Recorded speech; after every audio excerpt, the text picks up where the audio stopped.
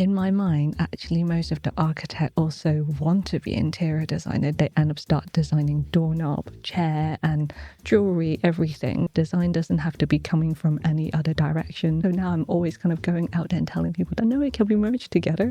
You like do it together and have that thought in mind so that you can actually create a lot more possibilities. What I'm really pushing for is to create this process of mindfulness in design that we don't have to be exhausted at the end of it. It made him realize that it's not just four walls, it's a home. And I think one always need to face the fact that this is like a service industry. Interior designer, not really just designing the space, designing how you can live in that space. If you actually spend a lot of money buying one good piece, you care more. Think about things that you enjoy doing and make a space for that you can allow the room to shape it into a life that you want to be in.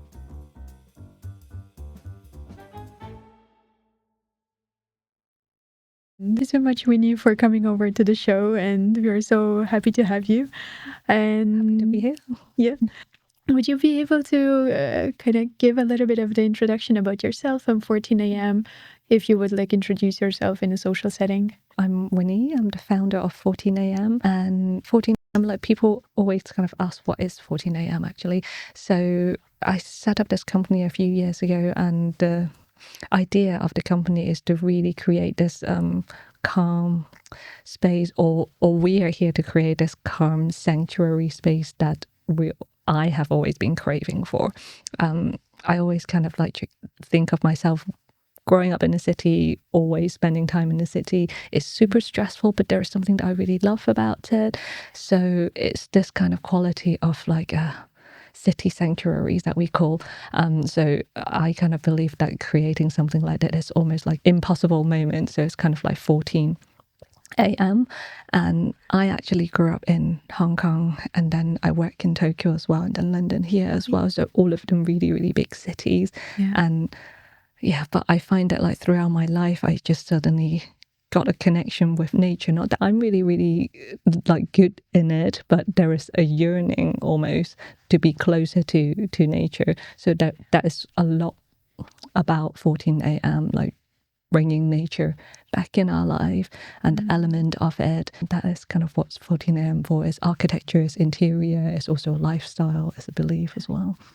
Interesting, because it was one of my questions to you. Like the name is so interesting because you understand what it is about, but at the same time, like there's no such time. Thank you for explaining, because I was very curious to kind of learn a little bit as well, like how the name kind of came about and what does it have behind it. Yeah, so, yeah. And I always kind of quite like the idea that when you tell people about your company, and then they would be just kind of intrigued about what does that really mean. Did it come like immediately to you, like the whole? No, it took a long time searching for it, but I think like the step one was always that I wanted something to intrigue people.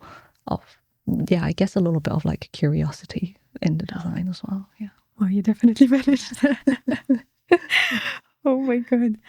But it's interesting because like I have never been to Hong Kong before, but I've been to Tokyo, and Tokyo is so fascinating city. It's so busy, but it doesn't feel like this for some reason. It kind of things just function, and there's always just a flow, like a state of flow rather than like the chaoticness, and the nature is so close to it as well. Yeah, but what has been like your journey in the interior design? How did you come about it? And well, actually, my background is an architect, so I come from the architect side of things. But in my last role before I set up 14 AM, I was actually in the interior architecture side. So I kind of find somehow in my journey, I just step a bit closer and closer to the interior design side. Not that I'm far away from architecture just yet, but I think there's a scale difference. And in my mind, actually, most of the architects also want to be interior designer. There isn't really a boundary that they would stop in where they design. They end up start designing doorknob, chair, and jewelry, everything. So yeah, there is an element of like just everything is design. But for me, interior design, it feels like the right scale that you can really contribute to the atmosphere of the room and the feeling of the room and that you're in, while sometimes when I have to choose one of architecture, it's more the shell and the outside of it. But yeah, in my head, the idea is to really like merge all of it. But I think it's really important to be able to set the feeling of the space. London has very distinct architecture in itself. Yeah. How do you bring, I guess, the ethos behind the spaces and you make them those sanctuaries? Yeah, I think London, well, UK is a fascinating place in the way that we are so precious about our history.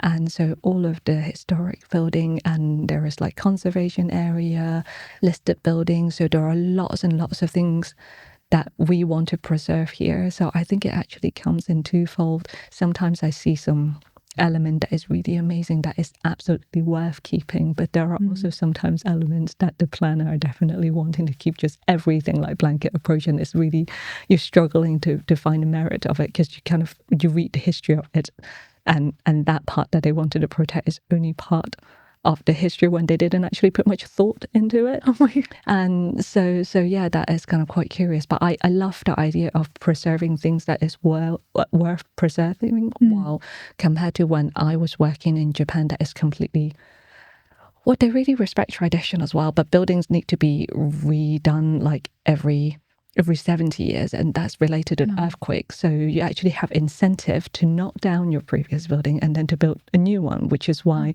it encouraged all of like these really fascinating new housing architecture, because they enable them to do that. And yeah, this is something that we don't see too much in UK, but what I love is like the movement that we're trying to push out is how do we kind of add our element onto something with a history. And I think that's really beautiful. So it's not really like a blanket approach, but more about looking at our context and finding a relationship with it. Oh, what is your kind of most fascinating piece, either part of the architecture that you managed to kind of keep and build something around it? Actually, the first project of 14am is actually my own home. And so I wanted to set the scene and allow people to understand kind of what my vision is. And so yeah, I did quite like that. So it's tiny little extension, and it's like an infill extension. But once you approach, so there is a external window looking out to this extension area. So once we built the extension, I actually kind of have the original window frame as a shelf. So we have got like a frame around the shelf. So it's like a set-in area that you built in a shelf. It's the shelf for our that tea room there. And I just really love the idea that it's actually unmarking the bit of the history. It's a new take on it, but there is a little bit of history behind. I can still see like where it used to be a window, for example. And Oh my God. yeah. Again, referring more to the Japan, but it's so light and so airy, like the whole space. And I really like the idea. I think like now thinking back, the idea of interior design and also architecture, now thinking back, I think it's a little bit influenced by when I was studying as well. So the typical way of design that is always like you design from outward and then you kind of go deeper and deeper and deeper. And there was actually one year that my tutor, that the brief or what they want to experiment on is doing the reverse of that. And it's absolutely fascinating. So you start with a pattern, even, so it's nothing even functional. And from that, you kind of reverse the scale to go outward. It just stay with me that the design doesn't have to be coming from any other direction. So some of the design, quite often we start with like this interior bit, that tiny little bit of detail. So that window frame that I told you about. And there was another in my house, that project, we wanted to make a painting for the house, and I wanted the painting to be at a certain place. So that become where we mark it off around, so that we were going to do wall heating, but we don't do the bit around it. So we actually set a space when we put in surfaces for that. So it's kind of like just changing around the sequence of things, but it really, and then it become the bit that our object or these art pieces in the room become a lot more meaningful. Yeah. to us. And yeah, so yeah, I always also love the idea of like having that little detail in mind Yeah. from the very beginning of the project. The painting must be very special. Yeah, it's a wonderful Wow. piece. But they're like basically the bottom-up approach and top-down approach. So Yeah. how interesting. I didn't even realize because I always thought that it kind of always starts with the space itself. Yeah, I find that interior designer always gets stuck in that a little bit, that the architecture is set and then you kind of come into it and see what you're left with, and then you have to just kind of adapt in that. And yeah, I have to say that process always frustrates me a little bit. So now I'm always kind of going out there and telling people that no, it can be merged together. You don't have to do it in that order, like do it together and have that thought in mind so that you can actually create a lot more possibilities. And and then I think the truth is that you can actually have so much more possibilities with that. It probably comes up with completely different design. Yeah. Compared to like the traditional way. I think so. It's kind of like less predictable. Oh my God. There's something that I learned on your website that you also have the mindfulness design process. How did you come about that? That, again, that is kind of somewhat related to the name 14 a.m. as well. So I feel like that I somehow get into this space that I'm always yearning for calm and peace, like wanting to get rid of stress because of the city living. But yet the idea of construction is just so stressful. If you're saying that to redo your home, it's a lovely vision, but the stress that you have in the whole process is enough to put a lot of people off. So what I'm really pushing for is to create this process of mindfulness in design that we don't have to be exhausted at the end of it. And I'm trying to look at it more a self-discovery process for my clients. So it starts it starts with a part that will really help them to understand their own preferences and also the way that they live. Quite often it's a family, so how each other like prioritize things as well. So I hope that when they're going through the design, while there are lots of challenges on the way, it's also about going through like a mindfulness journey with us. And we're halfway set in a way. So the process, the step that we have kind of put into it is trying to decrease the stress that my client would need to go through. But I think I still have a lot that I want to look into, allow my client to take this journey as a self-discovery process that they can gain more than just a space at the end. What makes you kind of go into that direction? Like, what was the kind of catapult? Yeah, I think it's my own path in life. I think working in the city and also working in construction, I've been finding it super stressful myself. And and it's just that kind of my calling out for this mindfulness process and space that I feel that everyone else must really need it, like the way that I do as well. It just feels quite difficult and challenging because there are so many moving parts. And I think the incentive is really coming from that I really want it. So it's almost like an intrinsic motivation. And also I believe that this is kind of my calling for what I can bring to the world. Earlier, like actually like today for lunch, I was having a conversation and the person was an engineer, software engineer. And that was fascinating because quite often when I kind of speak with software engineers or like with the people in the technology sector, they don't really care. They're like, I have a bed, I have a chair, here's a place for my laptop, and that's it. But it was such an opposite experience because the person was like, oh, but like during COVID, we got so constrained in our space that it made him realize that it's not just four walls, it's a home, it's a sanctuary in a way for their, and it's like can be healing and it has to be a space that had to feel good in. It was fascinating to me that the COVID was such a catalyst for so many people to realize it. Yeah, absolutely. They get confined in one space and they realize that how much that space is actually changing them. Yes. Oh, yeah.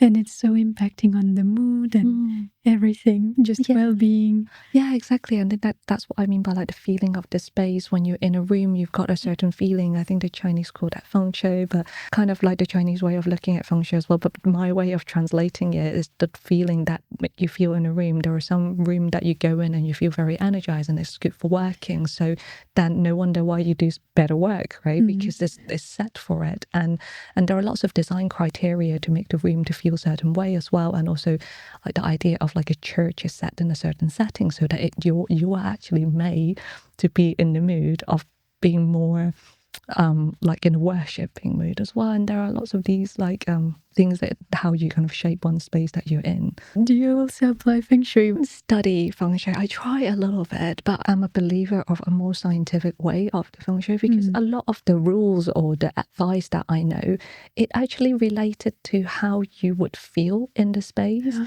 And so, for example, actually, something that I really hate is on the bedroom. If you open the door and it opened directly like towards your head, and it makes you feel so. That's a big no-no in feng shui. And in feng shui, they don't typically explain to you why or don't give you a scientific way to explain why. But I just feel that if I'm in a bedroom, if the door is to open, once it's open, imagine you're in the bed and you're just so open and so revealed. So you're never going to feel quite comfortable about it when you're resting in it. You just want to be able to set yourself in a space that you feel protected, you feel calm, you feel that this is a safe place for you to be, so then you can relax and rest. And so I think all of these is actually tie in and is related, is about how we feel in the setting of the space. I think there is also like some nuance sometimes, like for example in your study you be thinking again, like just on the topic of the door, whether you are backing towards the door or you're side facing to the door, there is kind of like a bit of insecurity that when you're working, you don't like the feeling of someone overlooking.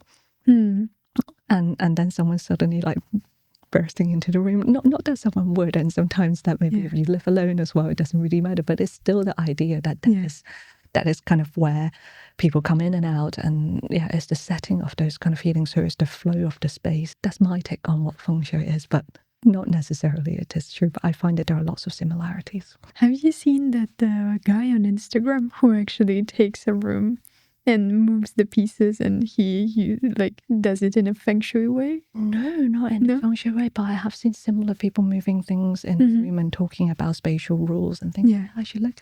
Yeah, because it's kind of like opened my eyes that he kind of breaks it down, even though he names it feng shui, but it's kind of more explained way. Yes, exactly. I think there is always a reason of like why you put something together, and ultimately it's about how that setting make you feel and how it changed the experience that you have in that space. Yeah. Oh yeah. So I just moved my table around just because exactly that same reason that I'm like, I feel just anxious that I'm having my door behind me, even though there's no one would be coming. And then I'm just like, no, I feel uncomfortable. Let me change it around. It's so funny how kind of like this weird. Oh my God. Wow.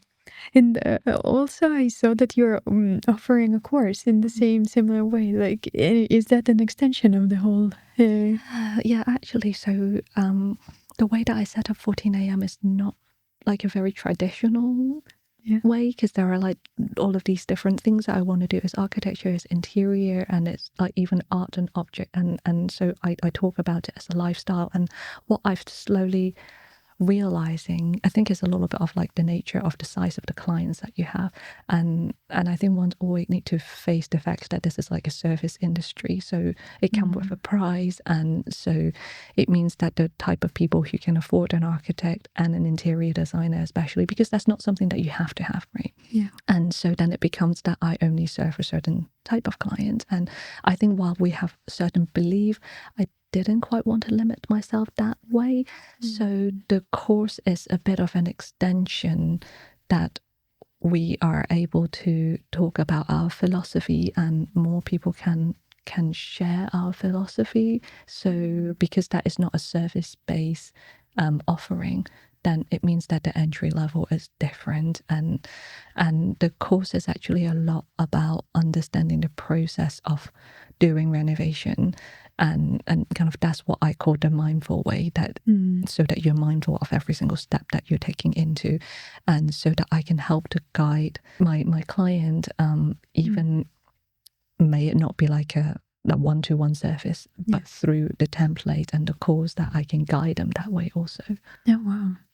That is so on point. Why we started the podcast as well, in a way, that we realized that there's such a big gap, actually, that there's so much interest in the space. People want to explore more, and they want to understand more, and they want to kind of experiment more as well.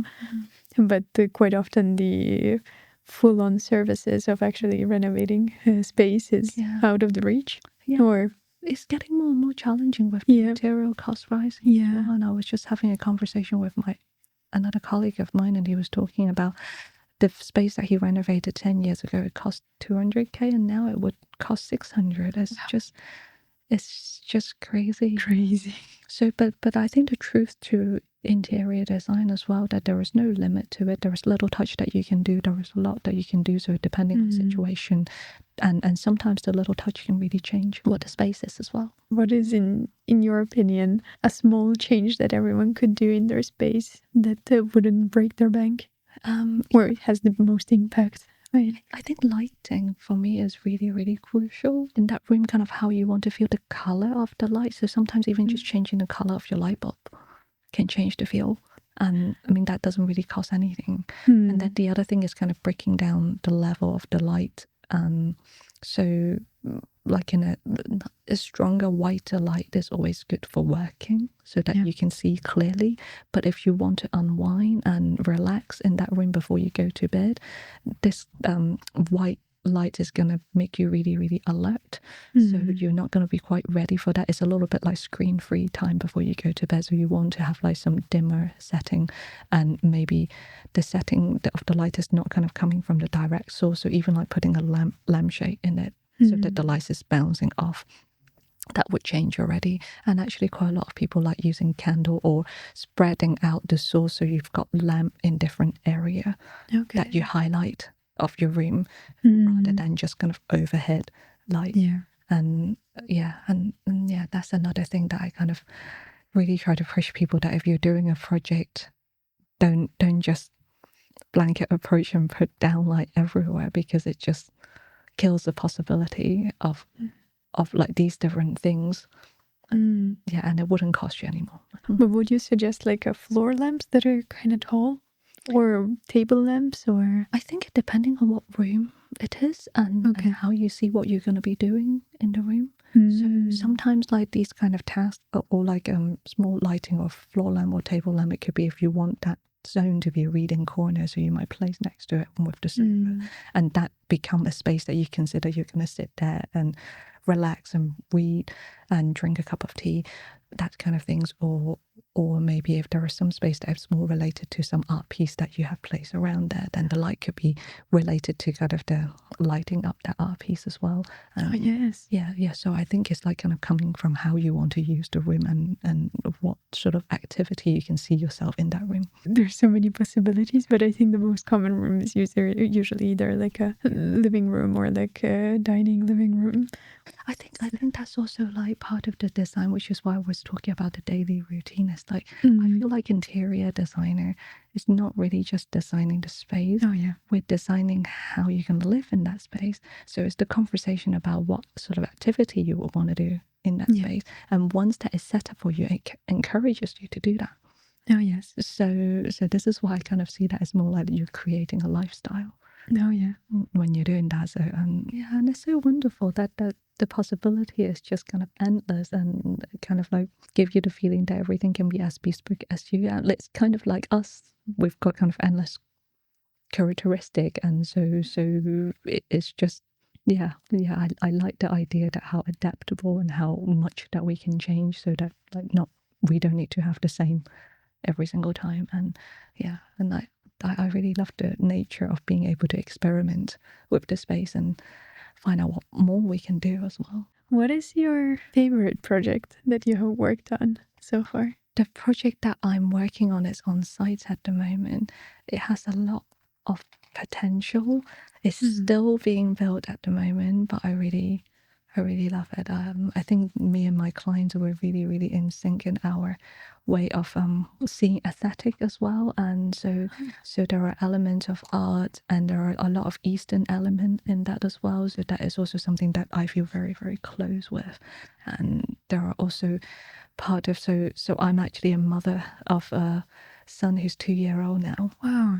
That actually taught me a lot of this journey. And in this project that I'm working on, we also have those elements of creating space for children that is also suitable for adults. I've got another project that is with that theme as well, and that topic really fascinates me at the moment, how like different age use the space differently, but the idea of like a children's space is not very pretty, or like our adult aesthetic. How do we kind of make a children's space still very pretty?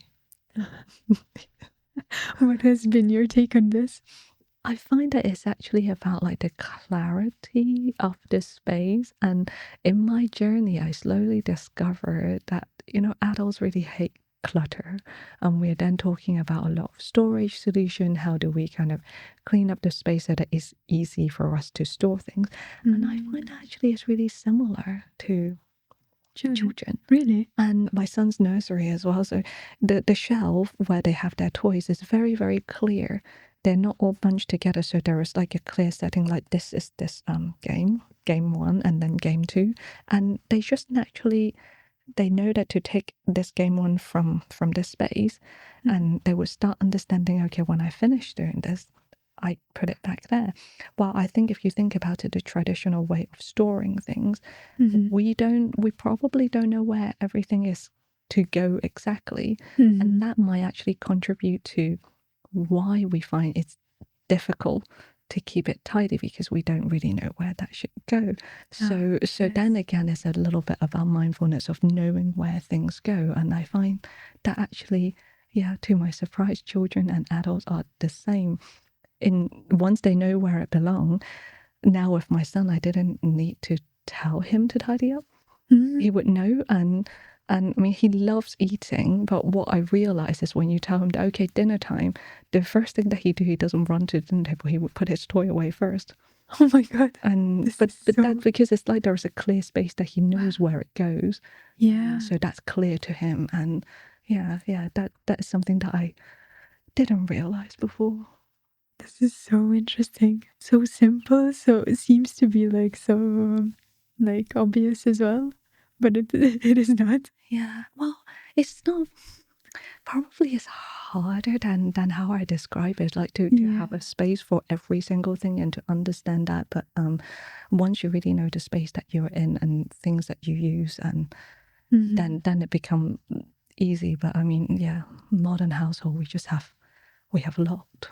We do. Yeah. Yes.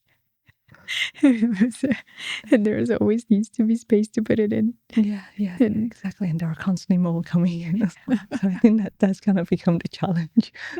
Japandi and Scandinavian styles, they're relatively clean in their aesthetics. How do you ensure that everything is tidy, or at least there's space to put it away, but it doesn't feel like there's only wardrobes around it? Yeah, for me, like throughout the year, I've been making sure that every item that I'm getting are a quality item. So I always say that instead of 10 cheap but not very good quality item, I'd rather buy one expensive one, but it's really good quality that I can see it being with me for a long time, or I can see the longevity of it by it that I pass to another person, someone else can carry on using it. So it's about like the lifespan of this thing. So then the quality become really, really important. And the funny thing is, if you actually spend a lot of money buying one good piece, you care more. Yes, exactly. Yes. And it's a little bit about the level of respect. Yes. That the respect that you have on that one piece, and then you develop like a different relationship, and in that sense we care about what we have more, rather than sometimes, and I go through that when I was growing up in that period as well. It's a little bit of like a capitalism thing. when you have bought something and you don't even realize, you kind of forget, what have I bought again? Because it's quite affordable. Yeah. It's okay. You look at the price tag, it's okay, it's okay to buy it. It's not expensive, so I would buy it because it's not very expensive. But you end up forgetting what it is. So then it's not very meaningful. So I think the thing that I practice is to think about that, and to, what I also realize is the more we kind of accumulate, I forget about them, so they're not really serving me because I don't even know that it exists there. And wow, if I kind of know where everything is in my room, that I can plan for the space for it, there is a purpose for it being there, and I remember it, so then it is of use. Otherwise, there are other things that is kind of really stored deep in the cupboard that I just don't even know that it exists. But nowadays it's very, very difficult because there is so much temptation. Yeah. The topic of the whole capitalism, we are constantly being sold and we don't even realize it. It's actually a good point that you're kind of bringing up. Yeah, but I think of the antique furniture, I think that's something that I really love about it. Sometimes you look at like old quality, old items, they are of so much better quality because in the past people make it and they're planning for this to be used for century. They pass it down in generation, and I think that's what I really love about it these days, because people need to make it cheaper. The quality is not there anymore, so, and you can feel it. And then again, going back to the feeling that you have in the space, when you're using a nice quality piece, you feel it. When you're sitting on a kind of cheap, not very well put together chair, you also know about it. So yeah, so it's about kind of knowing choosing the quality over quantity. Maybe it's my perception only, but it feels like there's more people now thinking this way. And people make sometimes fun of it, like the girls' math, or maybe it's taken to the extreme as well in terms of like the concept of cost per wear, more in the fashion. But I think it can be very easily applied also to the furniture and the other industries where it kind of like, yes, in the first place, it seems to be quite expensive. But then if you break it down and the replacement costs and how long it would actually serve, it actually comes down to much cheaper. I think it's just like taking that longer bit of time to really consider whether this is something that's suitable to you, and then making that investment. And I totally believe in that. And it's actually fascinating how many items, well, that's biased as well, but on the secondhand market, there's so many opportunities and there's so many things that actually, if you, of course, the luxury is the time. If there's enough time to put into it and being able to kind of like set certain alerts or like be able to kind of like know where to look or put that effort into learning where to look, there's so many things. Yeah. And there's so many opportunities, and quite often people are moving for some reason. They want to just sell it so that it doesn't go into the place, and then you're like able to find all those gems as well. Yeah. Having a good platform where people can search is amazing. Often I buy new pieces because it's convenient, it's like easily available, and then you can search it and it's a catalog. You know that you've got X amount of this item that you can just buy again. But the antique pieces, it's a lot more unique. You might be able to find one or two, or maybe it's just like one piece and that's it. It makes a really like beautiful idea. So in my way of looking at the interior, maybe it's difficult to source everything as antique, but sometimes that like a few pieces of key antique item can really highlight the room as well. Which one would you kind of like focus on when you're putting the room together? Depending on the room, probably. But like if it is like a living room, the sofa is always like the important piece, because you're actually sitting on it. Not just that is the biggest item in the room, but it's also that you kind of have more interaction with it. Yeah, dining table is a really nice one as well. Yeah, it takes a good time to search a nice dining table. The parameters are always so difficult to find as well.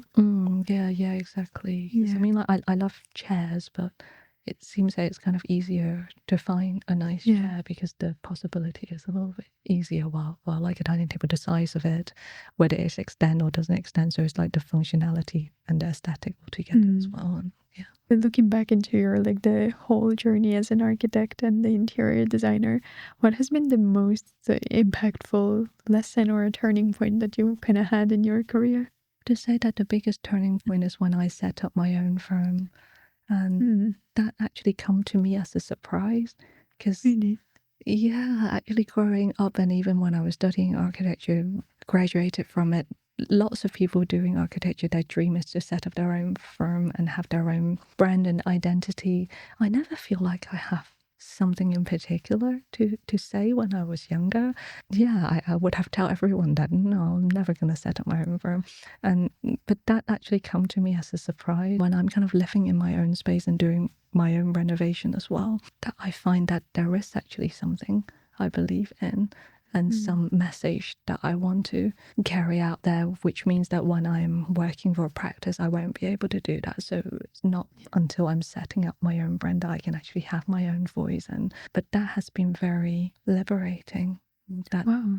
that I can, now that the project that I do and also things that I talk about, things that I show in 14 a.m., it allow me to kind of showcase to the world what I mean that I previously couldn't. What was kind of like the realization point for you? Yeah, and well, in the beginning, I also wanted to try out my own house, like so. It's trying out my own projects before I kind of attempt on client projects as well. So yeah, that has actually been that I then living in this space, I get to understand all of the challenges and things that I want to go through, and I also then have further understanding in having a calm space, what that means. And actually there is a little bit of a shift of maybe architecture to interior as well. I think the first property that me and my partner renovated, he doesn't really put much input in it, but it's quite up to me. But that was a lot more kind of have the architecture feel because we wanted to put in things with wow factor and things that just stand out. He kept telling me that, but this, yeah, fine, there is something cool about the space, but it just doesn't feel very comfortable. Oh. And that's kind of something that he keeps saying, oh, I just wish that there was something that is comfortable. So it's almost like a different scale. Then I kind of started discovering what he means by like just how the space make you feel. And then the first project, as we set up 14 a.m., I focus a lot more about that to set the feeling of the space. And so I do feel that there is a difference in the being in the rooms of the project. And Interesting. It definitely takes a lot of courage to go into a separate flow and start kind of like doing on your own and figuring it out. In that process, you learn so much more about yourself. yeah, absolutely. And I think sometimes that you can surprise yourself, which is quite wonderful. What is your favorite piece of furniture so far? Like it can be completely something random or maybe something you have come across. I love lighting, actually. I really do love lighting. Feels like that the effect of it is kind of beyond itself. I don't have any background in interior design or furniture or like architecture. So it's a super interesting world for me to discover over the last couple of years. I just recently found like a cupboard, which is more with the Chinese beautiful carvings or I don't know, like the painting. And it's so delicate. Yet it's a chest of drawers and it's so I absolutely adore it. Like some of those like very old antique elements from like different cultures that are absolutely fascinating. And the history of getting to really learn like why in that period and is made things are made like that. And I absolutely love the history of the piece. Would you prefer a statement lighting or a statement furniture? I think lighting. If your design style would be a cocktail, which one would it be? Drapery. It always looks quite pretty. That is true. Beautiful colors as well. Yeah. Wow. What is the first thing that you notice when you walk into someone's home? I think it's how it make me feel. I think it's not something that's visual, but the feeling of it when you walk into a room, either that it is calm or it could be like hectic or like serious or kind of lighthearted. That. And you can feel it immediately. I think if somebody opens the door, you feel it immediately as well. What's one piece of advice that you would give to someone styling their own home? I would say really try to spend some time imagining the activity you want to do in each room and thinking about like how you would use it and going from that part of it, like for example, like we were talking about, maybe that's a reading corner and you can really enjoy and think about things that you enjoy doing and make a space for that you can allow the room to shape it into a life that you want to be in. This essentially feel like that the room is for us to live in, right? Yeah. And then it's about life. What do you want to do in life? And yeah. Thank you so much for coming on. It was such a lovely conversation. yeah, me too. And yes. I really enjoyed talking all of these with you. And yeah, thank you so much for having me. Yeah. And would you be, can you share your details? Where could people find you? Yeah, so I think quite a lot of people find us from 14.a.m, our Instagram, and also our website as well. On Instagram, what we try to do is to share inspiration story every day. So we actually encourage our audience to take some voting so that I can actually understand them as well. It's kind of like a way of like starting a dialogue. We're showing them inspiration that we look through, and then just kind of seeing what other people think of it. You're also like opening up the conversation with people as well. Yeah. Wow. Okay. Well, thank you so much. Thank you so much.